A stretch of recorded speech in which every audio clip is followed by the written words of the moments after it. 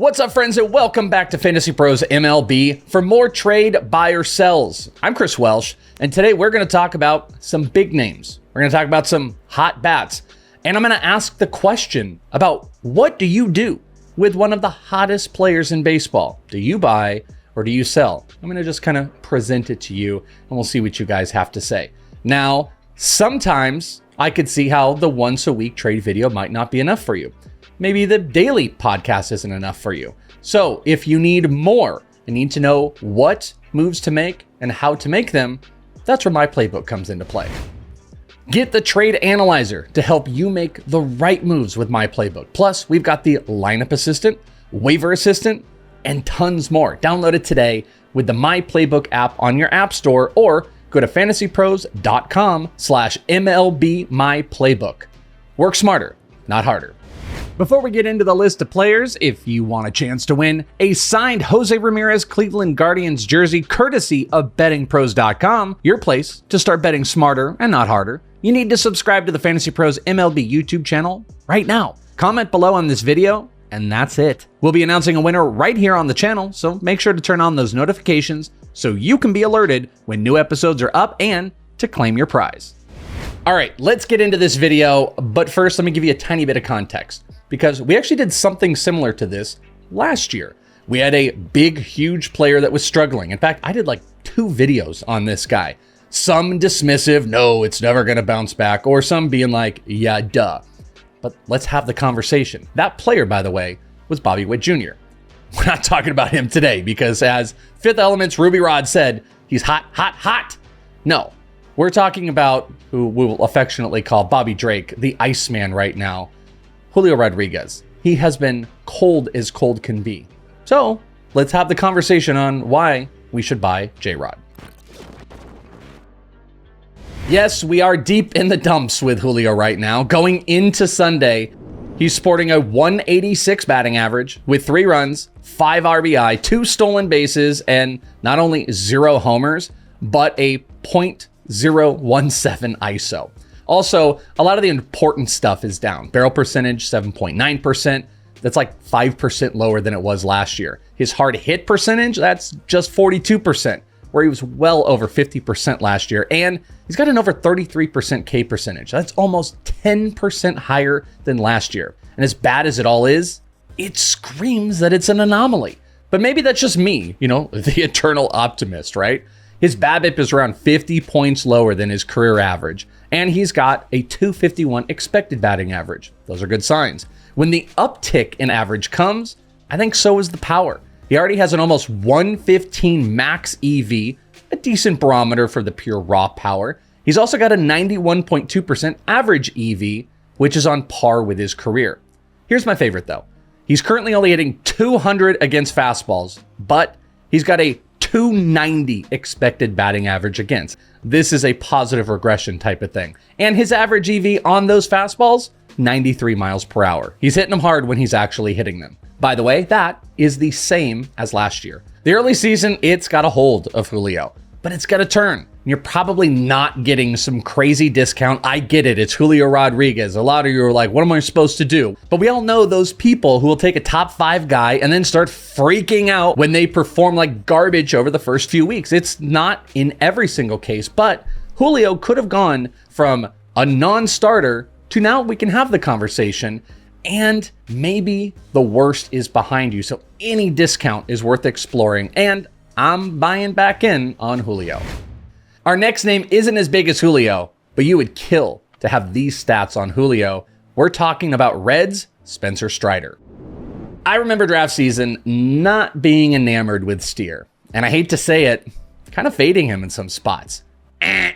Wrong, sir. It's been triple threes for Steer. 3 homers, 3 stolen bases, and a .353 average going into Sunday's game. He's in the league's top 10 percentile in expected batting average and expected slug. He's got a 55% hard hit rate and a 10% barrel percentage, which is currently the highest of his career, adding a really low 15% K percentage that he paired with a 13% walk rate. Those are all great. It's early. Things will level out, blah, blah, blah, but he's dialed in with one of the hotter young offenses in the league and the best home hitting environment. In the offseason, there was so much talent around that it seemed kind of hard to figure out who might suffer, who might take a backseat. Well, some of those things, they've kind of fixed themselves, and Steer has shined. He's been put at the forefront of it. He's been good, so this is no like buy low. This is a buy at cost with what is my hope, more value to come. Maybe a pitcher needy team might feel compelled to part with a guy like Steer, maybe not even trusting that it can continue all season long, just out of the SP fear. So start the convos now to potentially buy on Spencer Steer. Sometimes we don't fully appreciate or know what we've got, and that's the case for the next guy that I'm buying. It's Cubs first baseman, Michael Busch. Speaking of red hot, he has been red hot, hitting .311 with 4 homers going into Sunday. Also gonna tell you, hit a 5th one on Sunday. You know what's hard to do when you're hitting 300, by the way? Having a higher expected batting average, but Busch was doing that going into Sunday with a .320 xBA. He has been sporting an elite 17% barrel percentage, a 50% hard hit rate, and those two, my friends, go together like peanut butter and jelly. He's got a 92 mile per hour plus average against both fastballs and breaking pitches, while striking out only 23% of the time with a double-digit walk rate. He's upped his zone contact percentage while dropping his chase rate over 7% of the time. Those are beautiful. I love what I'm seeing from Michael Busch, and though I don't know if he can sustain the tippy top of some of these levels, but once he evens out, he has been showing that he can maintain sustainable levels. So how I see it, he's got room to up his fantasy profile as the season goes on, and you might not have owners that are willing to buy in that he is a top 100 fantasy asset rest of season. So with that, I am buying. All right, we're buying everyone, right? No, I'll give you one, and it's a preseason dislike for me as well. I am selling Phillies starting pitcher, Nola. I and many obviously talk about like top pitchers who struggle early and the potential buys that they are. But this one sure does feed more of my own narrative because I was not a big Nola guy in the preseason. Nola, so far this season, has not only given up 8 earned runs in his first 16 innings. Yes, I also can hear that, by the way, short sample size, but he's had a concerning 4 home runs in those 16 innings.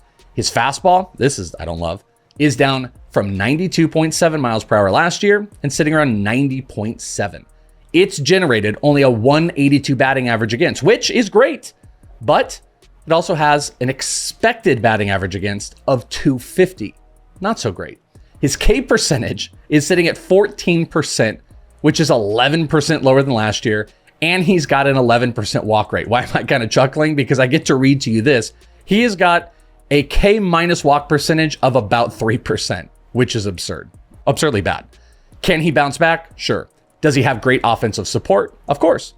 But I'm not here for the bumpy roads. And if the stuff continues to diminish, I think that the he will turn it around crowd might disappear and his cost could nosedive. So I'm selling Nola now while I can.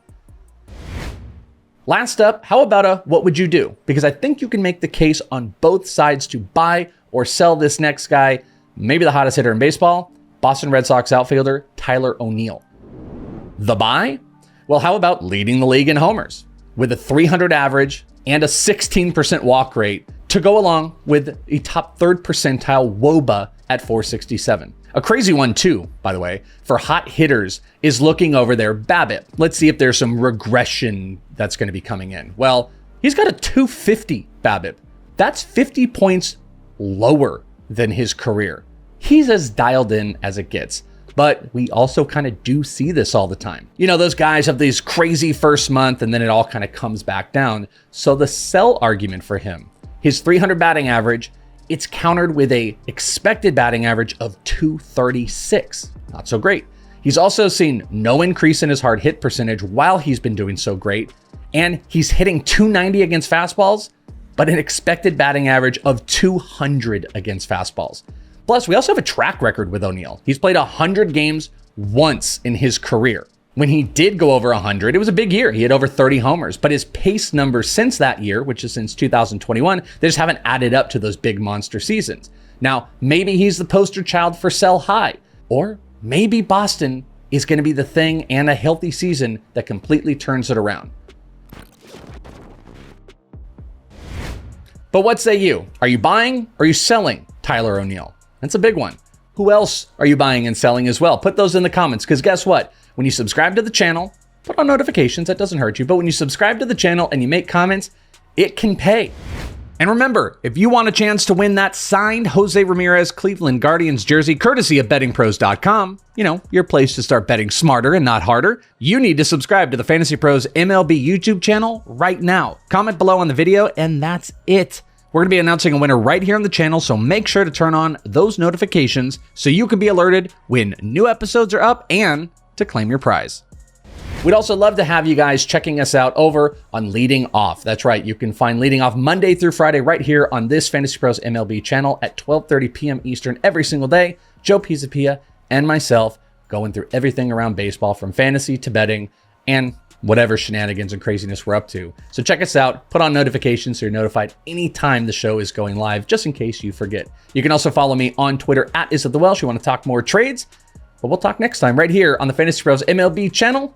Bye, friends.